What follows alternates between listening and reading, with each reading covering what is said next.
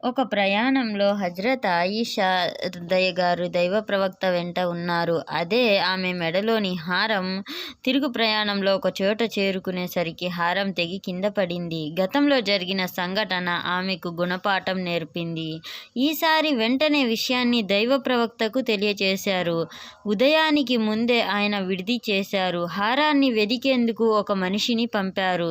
సైన్యం విడిది చేసిన చోట చూస్తే నీరు అస్సలు లేవు. నమాజ్కు వేళవుతుంది. బృందంలోని వాళ్ళంతా కంగారుగా హజ్రత్ అబూబకర్ దగ్గరకెళ్ళి హజ్రత్ ఆయిషా తమను ఎటువంటి చిక్కుల్లో పడవేశారో చూడమని మొత్తుకున్నారు. ఇస్లాంలో నమాజ్ కోసం వజూ చేయడం తప్పనిసరి. కానీ నీళ్లు దొరకని సందర్భాలు కోకొల్లలు.